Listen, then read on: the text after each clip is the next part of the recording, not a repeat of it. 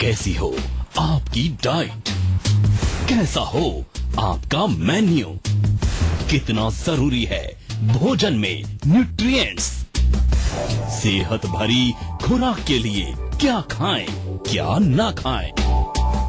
भोजन का मतलब सिर्फ पेट भरने वाले आहार नहीं, बल्कि आपके भोजन में वो सब कुछ होना चाहिए जिसकी जरूरत आपके शरीर को है। तो चलिए डॉक्टर साहब के साथ हम चर्चा की शुरुआत कर लेते हैं और जानते हैं कि न्यूट्रिशन है क्या और भोजन में इसकी इम्पोर्टेंस कितनी है। जी डॉक्टर साहब। देखिए, बहुत अच्छा विषय है और आमतौर पर लोग जानते नहीं है कि भोजन क्यों खाया जाता है। लोग सोचते हैं कि बस टेस्टी है तो खा लेते हैं, इसलिए आजकल देख रहे हैं आप कि टेस्ट के पीछे ज्यादा भाग रहे हैं। लेकिन मूल कारण जो है उसको समझना है कि हम क्यों खाना खाते हैं, भोजन हम क्यों खाते हैं, ताकि हमारे शरीर में शक्ति मिले, ऊर्जा मिले, एनर्जी हमें मिले। और एनर्जी कब मिलेगी? जब हमारी जो टिश्यूज हैं, हमारे जो धातु हैं, आयुर्वेद के अनुसार जिनको हम धातु बोलते हैं, अगर धातु हमारे पुष्ट रहेंगे तो हमें उनसे काम करने की शक्ति मिलेगी। हमारा खून अच्छा रहेगा, हड्डियां मजबूत रहेंगी, मसल्स अच्छी रहेंगी। हमारे जो अनेक धातु हैं शरीर के अंदर, 7 प्रकार के धातु जो आयुर्वेद में लिखे हैं, उनका मेन जो शरीर में जो प्रेजेंट होने का मेन मकसद क्या है कि हमारे शरीर को वो सस्टेन करते हैं। अगर धातु कमजोर है तो शरीर हमारा जो है बीमार हो जाएगा, कमजोर हो जाएगा। तो ये समझना है आपको कि हम खाना क्यों खा रहे हैं, पोषण हमें चाहिए, किस लिए चाहिए। अनेक प्रकार के काम चल रहे हैं अंदर। आप अपनी गाड़ी में पेट्रोल क्यों डालते हैं? इसलिए थोड़ी डालते हैं कि उसको वो टेस्टी लगता है बहुत, इसलिए नहीं डालते ना। क्यों डालते हैं? ताकि उसके इंजन को शक्ति मिले। तो ऐसा ही हमारे शरीर को भी जो है, इस इंजन को भी शक्ति चाहिए। तो इसके लिए हमें बिल्कुल ध्यान रखना चाहिए और हमेशा ये देखना चाहिए कि जो हम खा रहे हैं उसमें कोई पोषण है या नहीं, कोई न्यूट्रिशन है या नहीं, या केवल ऐसे ही खा रहे हैं। इसलिए आजकल देख रहे हैं कितनी बीमारियां लोगों को हो रही हैं, केवल इसीलिए कि हम भोजन अपना न्यूट्रिशियस नहीं लेते हैं। पोषक तत्व हमारे भोजन में नहीं होते हैं। जंक फूड हम ज्यादा खा रहे हैं आजकल। जंक फूड का मतलब ही है कि जिसमें कोई पोषण नहीं है। जंक मतलब कूड़ा है। जंक का मतलब ही होता है, आपकी जंक मेल आती है ना, तो जंक मतलब बेकार का, जिसमें कुछ ना कोई न्यूट्रिशन है ना कोई पोषण है। तो उसी को खा रहे हैं लोग और बड़े शौक से खा रहे हैं, बड़े गर्व के साथ खा रहे हैं और बताते भी है कि मैं जंक फूड खाता हूँ, मतलब कि वो कह रहे हैं कि मैं कूड़ा खाता हूँ। तो दिस इज नॉट गुड। थोड़ा सा सोचिए इसको समझ करके। अगर भोजन हमारा अच्छा हो जाएगा तो हमारी मोर देन 50% रोगों की जो समस्या है वो दूर हो जाएगी। अच्छा डॉक्टर साहब, ये बताइए भोजन में कितना बैलेंस्ड न्यूट्रिशन होना जरूरी है? विस्तार से एक बार दर्शकों को इसके देखिए, बैलेंस का जरूरत बहुत है, क्योंकि बैलेंस का मतलब क्या होता है? बैलेंस डाइट आपने सुना होगा कि उसमें कार्बोहाइड्रेट भी चाहिए, आपको प्रोटीन्स भी चाहिए, उसमें आपको फैट भी चाहिए। फैट से लोग बहुत डरते हैं आजकल। मैंने देखा कुछ लोग तो फैट बिल्कुल ही नहीं खाते, तो उनको भी बीमारियां आएंगी, डेफिनेटली आएंगी, और आ रही हैं बीमारियां उनको। विटामिन भी चाहिए, मिनरल्स भी चाहिए। ये मॉडर्न न्यूट्रिशन की दृष्टि से हमारा जो बैलेंस डाइट है। लेकिन आयुर्वेद में थोड़ा सा, उस जमाने में अगर हम आयुर्वेद को देखें तो उन्होंने कुछ और कॉन्सेप्ट लिखा था। बात वही आती है। उन्होंने लिखा था कि 6 प्रकार के रस हमारे थाली में होने चाहिए। उसमें मधुर रस भी हो, मीठा भी हो, नमकीन भी हो, खट्टा भी हो, इस तरह से कसेला भी हो, थोड़ा सा तीखा भी हो, कड़वा भी होना चाहिए। तो उससे उसका पर्पज यही था कि उसमें हमें सारी जो पोषक तत्व हैं वो हमारे शरीर को मिल जाती हैं, और पोषण अगर पूरा रहेगा तो हमारा शरीर स्वस्थ रहेगा। तो इसलिए डेफिनेटली ऐसा नहीं कि एक ही प्रकार का खाना खा रहे हैं। आयुर्वेद की दृष्टि से भी अगर हम देखें तो ऐसा नहीं कि एक ही रस आप सेवन करे जा रहे हैं। तो उसमें आपको मिश्रण करना चाहिए, यानी कि सब चीजों को सम्मिलित करना चाहिए। उसमें प्रोटीन्स भी हों, कार्ब्स भी हों, उसमें फैट भी हो, विटामिन्स, मिनरल्स हों, सब चीजें हों। तो तब आपके अनेक जो अंदर हमारे ऑर्गन्स जो काम कर रहे हैं उनको सबको शक्ति मिलती है और हमारा शरीर स्वस्थ रहता है। लेकिन डॉक्टर साहब, हम घर का खाएं या बाहर का खाएं, सिर्फ स्वाद देख कर ही खाते हैं। अगर स्वाद है तो उसे हम बार बार खाएंगे, इतना हम ख्याल नहीं रखते हैं कि उसमें न्यूट्रिएंट्स जो है वो सही मात्रा में है या नहीं। तो ऐसे में अगर भोजन में न्यूट्रिएंट्स की कमी हो जाती है तो कौन कौन सी बीमारियां हमें लग सकती हैं? बहुत सारी बीमारियां हैं, आपने सुनी होंगी। डेफिशिएंसी डिजीज उनको बोलते हैं, जैसे कि एनीमिया है, बड़े खून की कमी हो जाए। विटामिन सी की, विटामिन डी की कमी से आपने सुनी होंगी। रिकेट्स है, स्कर्वी एक डिजीज होती है। कमजोरी तो डेफिनेटली होगी, आपको थकान होगी, कमजोरी होगी, लो ब्लड प्रेशर आपको हो सकता है, लो ब्लड शुगर आपको हो सकता है, इम्यूनिटी डेफिनेटली आपकी लो हो जाएगी। लो इम्यूनिटी के साथ बहुत सारी बीमारियां जुड़ी हुई हैं, बार बार आपको खांसी जुकाम कुछ ना कुछ इन्फेक्शन लगा रहता है। तो ये सब बीमारियां, इसका मूल कारण ही हमारा न्यूट्रिशन से जुड़ा है। और सबसे बड़ी चीज आपको मैं समझा दूं कि हमारे रोगों से लड़ने की जो शक्ति है, इम्यूनिटी पावर जिसको हम बोलते हैं, रोग प्रतिरोधक शक्ति, वो भी तो भोजन से ही बनती है ना। कुछ तो हमारी जन्म से होती है लेकिन जो बाद में एक्वायर्ड इम्यूनिटी जो हमारी है वो भोजन से बनती है। तो अगर भोजन मेरा जो है दूषित है, भोजन मेरा जंक है, जंक फूड मैं खा रहा हूँ, या केवल एक ही प्रकार का खाना मैं खा रहा हूँ, दूसरी चीजें मैं नहीं खा रहा हूँ, तो डेफिनेटली मेरी इम्यूनिटी कमजोर होगी और उसके कारण अनेक प्रकार के रोग मेरे शरीर में आ जाएंगे। अच्छा डॉक्टर साहब, ये बताइए कि जो न्यूट्रिएंट्स हैं वो कितने तरह के होते हैं और इसके नेचुरल सोर्सेज क्या क्या हैं? जी देखिए, मुख्य रूप से देखें तो दो तरह के न्यूट्रिएंट्स होते हैं, मतलब एक मैक्रो न्यूट्रिएंट्स बोलते हैं, एक माइक्रो। मैक्रो में आपके आते हैं जो कि कार्बोहाइड्रेट है। कार्बोहाइड्रेट कहाँ से मिलेगा आपको? गेहूं है, चावल है, आलू है, इसमें कार्ब्स होते हैं। फिर आपके प्रोटीन्स आते हैं। प्रोटीन्स जो है वो बहुत महत्व रखते हैं हमारी डाइट में, और प्रोटीन का सोर्स मुख्य रूप से दालें हैं आपकी, या आपका जो नट्स हैं, बादाम है, अखरोट है, इसमें थोड़ा बहुत मात्रा में ग्रेन्स में भी होता है, लेकिन मुख्य रूप से इनसे आपको मिलता है। उसके बाद फैट्स का भी बहुत इंपॉर्टेंस है हमारे शरीर के अंदर। फैट्स आपको दूध, मलाई, मक्खन, घी, बटर, उससे फैट मिलेगा आपको। और इसी तरह से जो अगर मैक्रो न्यूट्रिएंट्स में और चीजें देखें तो फाइबर एक बहुत बड़ा इंपॉर्टेंट उसका कॉन्स्टिट्यूएंट होना चाहिए आपकी डाइट का, क्योंकि फाइबर भी जो है हमारी इंटेस्टाइन्स को क्लीन करने में बहुत फायदा करता है। पानी भी एक तरह का हमारा पार्ट ऑफ डाइट है। वाटर इनटेक भी जरूरी है, वाटर भी एक तरह का न्यूट्रिएंट है, उसमें भी बहुत सारे गुण हैं। और माइक्रो न्यूट्रिएंट्स की अगर हम बात करें तो उसमें हमारे विटामिन्स आते हैं, विटामिन्स और मिनरल्स, जैसे कि vitamin A, B, C, D, ये सब आपने नाम सुने होंगे। Vitamin E, magnesium, zinc, sodium और ये आयरन, जो भी हमारे जो मिनरल्स होते हैं, ये भी बॉडी में बहुत आवश्यक है। तो इनका भी आपको सोर्स ढूंढ करके और उनका सेवन करना चाहिए। जैसे कि विटामिन ए अगर आपको चाहिए तो हरी सब्जियां बहुत अच्छी हैं आपको।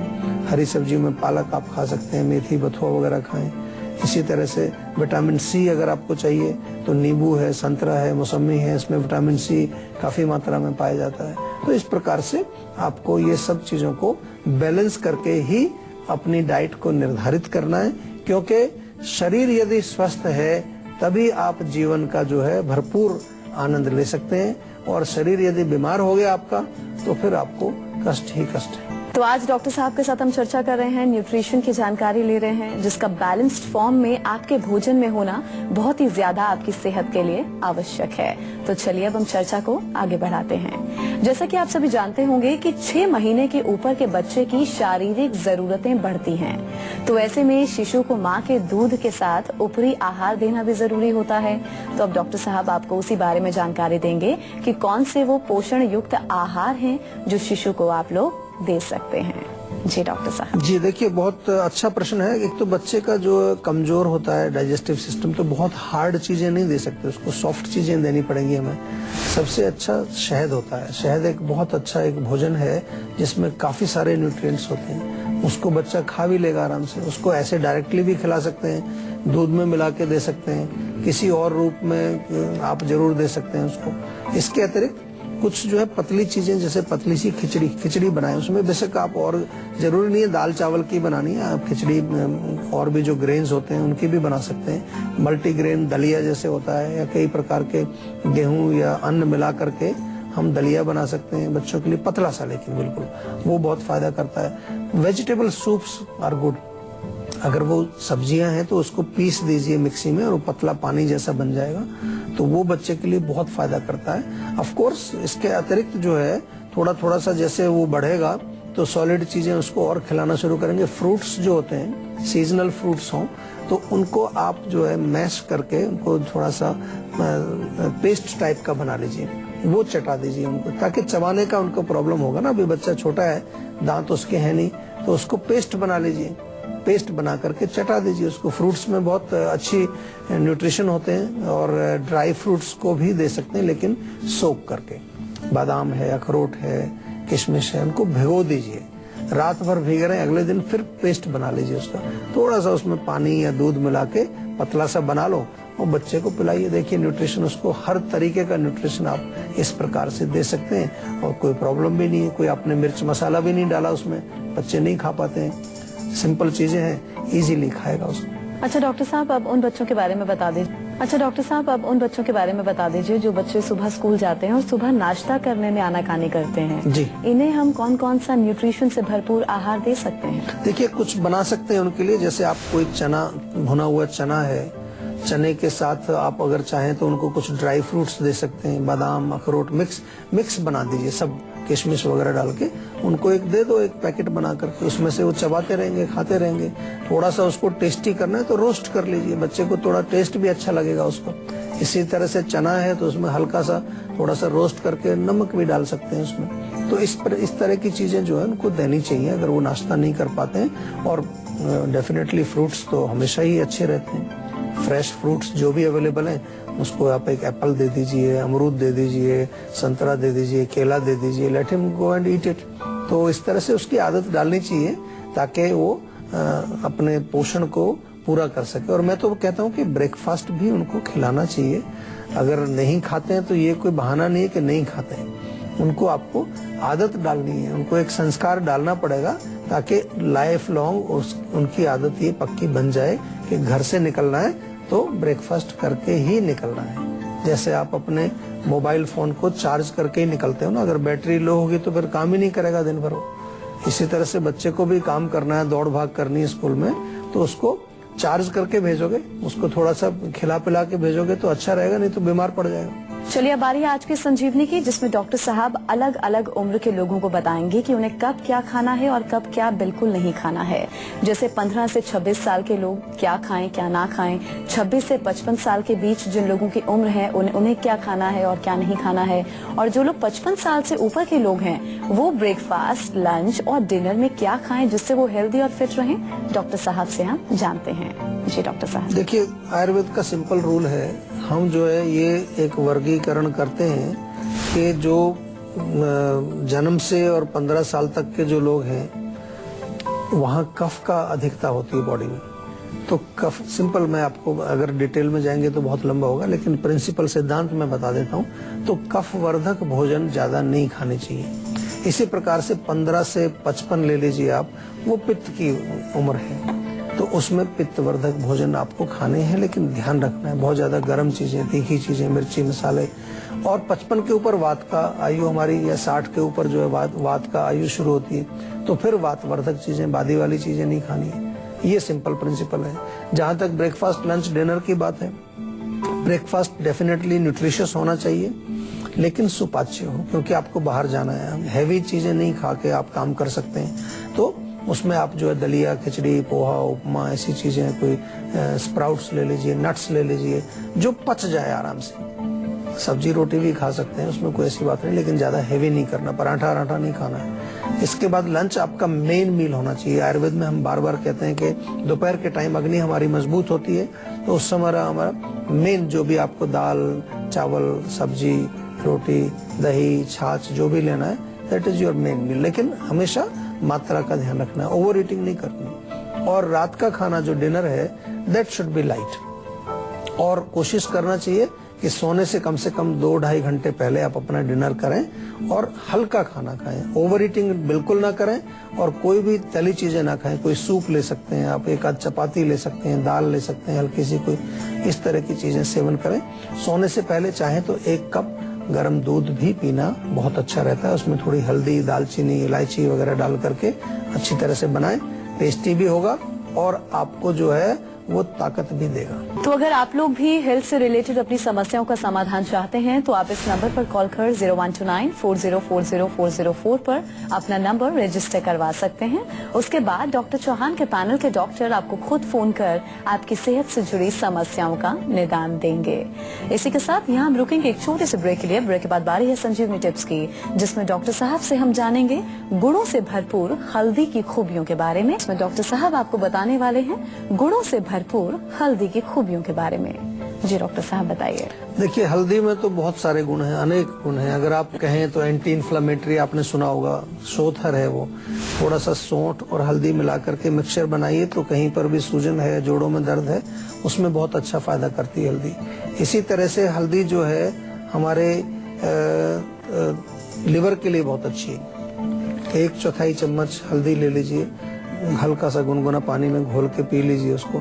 चाहे तो थोड़ा एलोवेरा का जूस अगर हो तो वो भी मिला के पिए उसमें, that is very nice. Of course beauty के लिए भी हल्दी का प्रयोग होता है, आपने देखा होगा हल्दी के लेप लगाए जाते हैं। हमारे यहाँ जीवा में टर्मरिक क्रीम एक हमारी बनती है, बहुत पॉपुलर है, बहुत अच्छा काम करती है। कुछ भी आपको एक्ने, पिंपल्स, डार्क सर्कल्स वगैरह, उसमें आपका प्रयोग किया जा सकता है। इसके अलावा डायबिटीज अगर आपको है तो आंवले का जूस थोड़ा ले लीजिए, उसमें चुटकी भर हल्दी मिला करके दिन में 2 बार आप पिएंगे, उससे भी आपको काफी रिलीफ मिलता है। और एक नॉर्मल सा एक हम फार्मूला बताते हैं हल्दी का, गोल्डन मिल्क। रात को सोते समय 1 कप दूध में 1/4 चम्मच हल्दी मिला करके आप रात को पिए तो हल्दी के बहुत सारे गुण हैं। अभी तो बहुत एक्सपेरिमेंट हुआ है, कैंसर को भी जो है हल्दी ठीक करती है। जो कुरक्यूमिन उसका होता है इंग्रेडिएंट मेन, वो कैंसर पर भी काम करता है। तो हल्दी को इसीलिए हमने देखा होगा आपने कि हमारी रसोई में हल्दी हर सब्जी में डलती है। तो इसका मतलब क्या है कि इसके जो गुण हैं वो हमारे शरीर में बहुत आवश्यक रूप से जो है हमारे शरीर में काम करते हैं। और हल्दी का सेवन स्पेसिफिक रूप से भी हम कर सकते हैं, जनरली तो करते हैं, स्पेसिफिक भी इस तरह से हम इसका प्रयोग कर सकते हैं। आशा करते हैं डॉक्टर साहब ने आपको जो उपाय बताए हैं उन्हें अपनाने से आप हमेशा सेहतमंद रहेंगे। संजीवनी प्रोग्राम के जरिए हम आपको हमेशा फिट और हेल्दी बनाए रखेंगे। आपको बता दें कि आप हमारे नंबर 0129404040 पर कॉल करें और अपने नंबर को जल्द से जल्द रजिस्टर करवा सकते हैं। आप हमें ईमेल भी कर सकते हैं, हमारा ईमेल आईडी है info@jiva.com। आप फेसबुक के जरिए भी हमसे जुड़ सकते हैं। हमारी फेसबुक आईडी है www.facebook.com/jiva ayurveda। तो इसी उम्मीद के साथ कि आप हमेशा खुश रहें, स्वस्थ रहें, अगले एपिसोड में आपसे फिर मुलाकात होगी। हमें दीजिए इजाजत, नमस्कार।